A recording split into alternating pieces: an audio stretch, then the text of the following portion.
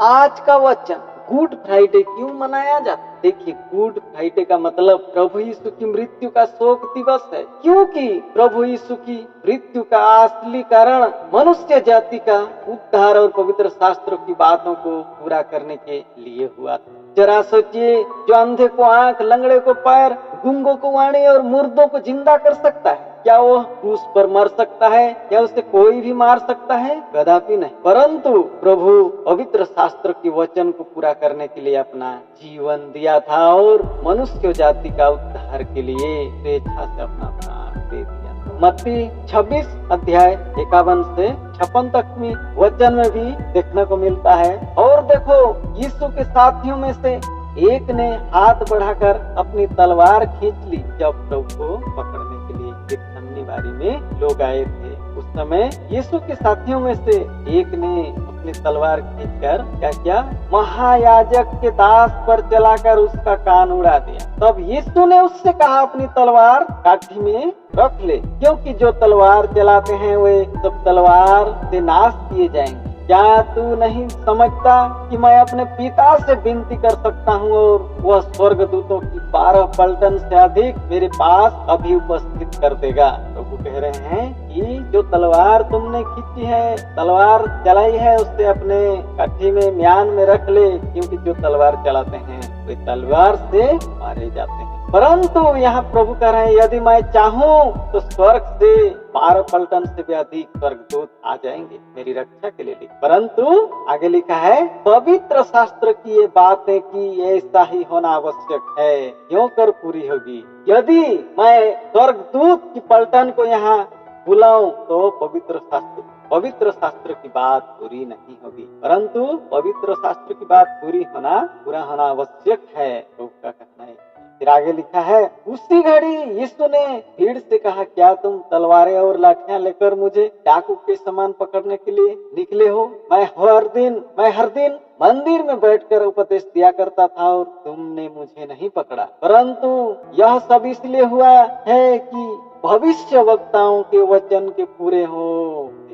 क्या लिखा है? यह इसलिए हुआ, अर्थात प्रभु यीशु का मरना इसलिए हुआ, प्रभु यीशु क्रूस पर इसलिए मरे क्योंकि भविष्य वक्ताओं के वचन पूरा करना था। कोई भी मनुष्य अपना जीवन काल का, देखिए, अपने जीवन में कोई भी मनुष्य अपने जीवन के बारे में, वर्तमान और भविष्य के बारे में नहीं जानता है, या अपने जीवन और मृत्यु की अंत की घड़ी कब होगी उसके बारे में भी नहीं जानता है।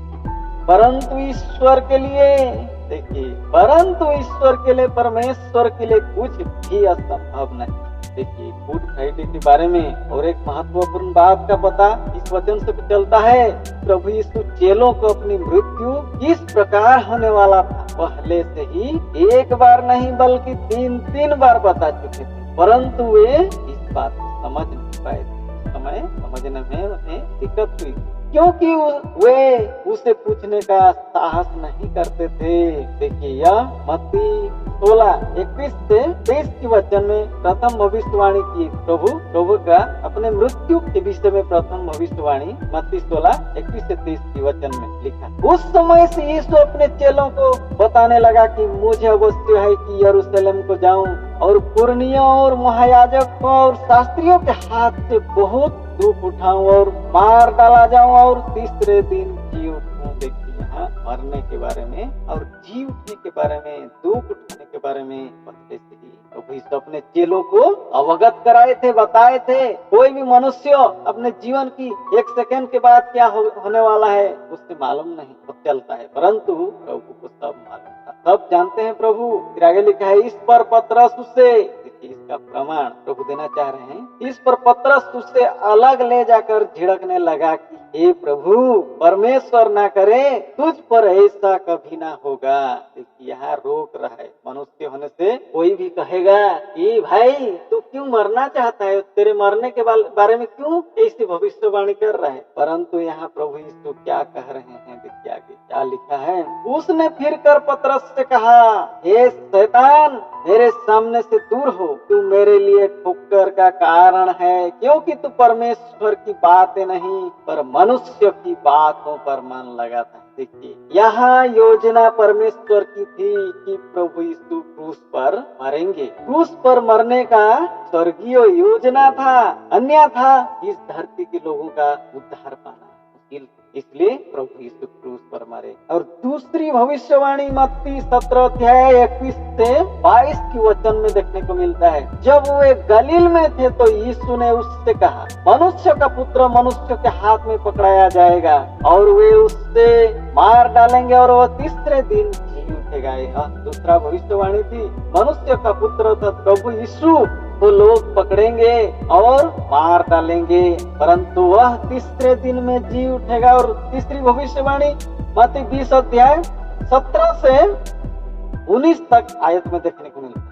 यीशु यरूशलेम को जाते हुए 12 चेलों को एकांत में ले गया और मार्ग में उनसे कहने लगा कि देखो, हम यरूशलेम को जाते हैं और मनुष्य का पुत्र महायाजकों और शास्त्रियों के हाथ पकड़ाया जाएगा और वे उसको घात के योग्य ठहराएंगे और उसको अन्य यात्रियों के हाथ सौंपेंगे कि वे उसे कोठों में उड़ाए और कोड़े मारे और क्रूस पर चढ़ाए और वह तीसरे दिन जिलाया जाएगा। क्या बात है! प्रभु का तीसरी भविष्यवाणी अपने मृत्यु के बारे में बताए थे चेलों को कि प्रभु यीशु को किस तरह मरना होगा। इसलिए प्रभु यीशु क्रूस पर मरे।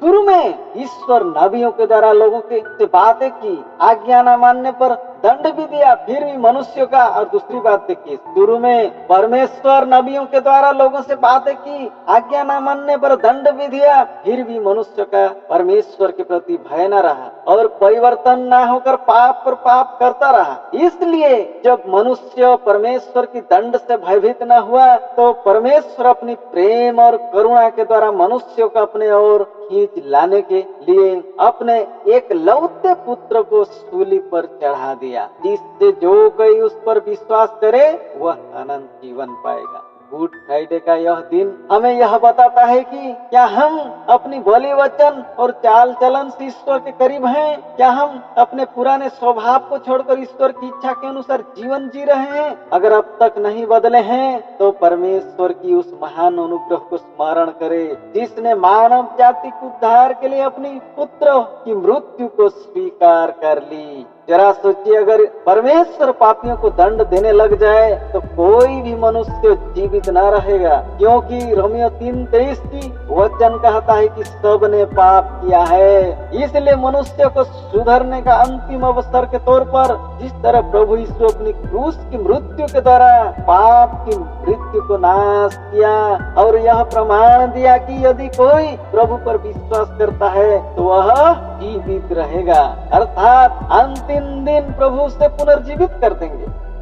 उसी तरह प्रत्येक मनुष्य को यीशु मसीह के साथ क्रूस पर मरा हुआ और ईश्वर के लिए जीवित समझकर फिर कभी भी पाप नहीं करना चाहिए। मुख्य बात सुनिए, क्योंकि धार्मिक और भले लोगों के लिए तो कोई भी व्यक्ति मरने का प्रयास कर सकता है, अपना जान देने का प्रयास कर सकता है, पर किसी दुष्ट बदमाश और पापियों के लिए कोई भी मरना नहीं चाहेगा। परंतु प्रभु यीशु ने हम सारे संसार के पापियों के लिए अपना प्राण दे दिया। अन्यथा यीशु प्रभु ना होता तो क्या वो संसार के लिए मरता? वो तो जिस तरह लोग बचना चाहते हैं वैसे ही बचना चाहा होता। धन्यवाद।